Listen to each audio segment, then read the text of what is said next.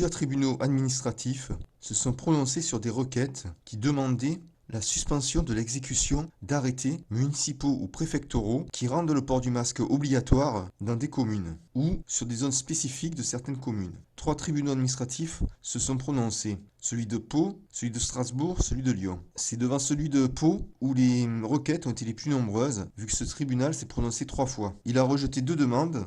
Une demande concerne une requête contre un arrêté de la préfecture des Landes qui imposait le port du masque dans plusieurs communes. Une requête a été dirigée contre la mairie de Pau qui imposait le port du masque sur cette commune. Et ces 2 requêtes ont donc été rejetées. Une seule requête a été admise, mais c'est une demi-victoire pour les auteurs de la requête. C'est la requête contre un arrêté de la préfecture des Pyrénées-Atlantiques qui imposait le port du masque dans plusieurs communes du département. En effet, la suspension de l'arrêté préfectoral en cause résulte d'un problème de forme. Un avis du directeur général de l'ARS n'avait pas été pris, n'avait pas été publié. En raison de cette absence, le tribunal a ordonné la suspension de l'arrêté jusqu'à la publication de cet avis. Malgré cette suspension, on voit tout de même, par cette décision et par les 2 autres décisions rendues par le tribunal administratif de Pau, que cette juridiction est assez défavorable au fait d'ordonner la suspension des arrêtés qui imposent de porter le masque. Ce sont en réalité les ordonnances rendues par 2 autres juridictions qui sont intéressantes. Celle rendue par le tribunal administratif de Strasbourg et celle rendue par le tribunal administratif de Lyon. Concernant le dossier qu'avait à connaître le tribunal administratif de Strasbourg, il s'agit d'un arrêté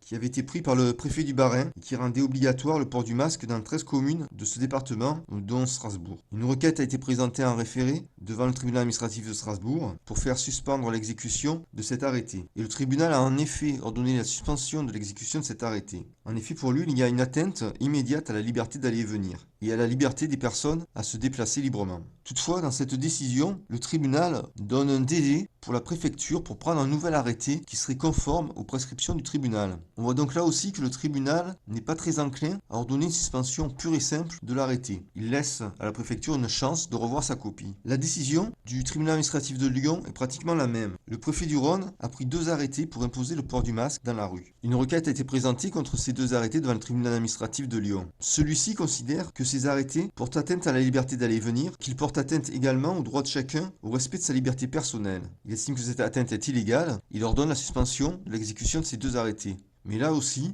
il donne un délai à la préfecture pour revoir sa copie et pour prendre d'autres arrêtés qui seraient conformes aux demandes du tribunal. Visiblement, les tribunaux administratifs qui se sont prononcés sur la suspension des arrêtés qui ordonnent le port du masque obligatoire dans la rue ne sont pas allés dans le sens de décisions très contraignantes. En effet, lorsqu'ils ordonnent la suspension, ils laissent un délai à la préfecture pour revoir sa copie. Et pourtant, l'État vient de faire une voie de recours contre ces ordonnances. Ces ordonnances ne conviennent pas à l'État. Plutôt que de revoir sa copie, il préfère faire annuler les décisions de justice intervenues. On peut en conclure que l'État a peur. Pour lui, le port du masque dans la rue est très important pour protéger les citoyens. Importance battue en brèche par de nombreux médecins qui disent plus ou moins que ça ne sert absolument à rien. En réalité, le port du masque obligatoire dans la rue, à mon sens, n'a qu'un seul but de protection, c'est de protéger l'État. L'État, s'il y a une aggravation de la situation sanitaire à cause du Covid, va pouvoir dire ah non mais moi j'ai fait tout ce qu'il faut, j'ai mis le masque. Alors que l'État a géré ceci n'importe comment, comme il gère à peu près tout.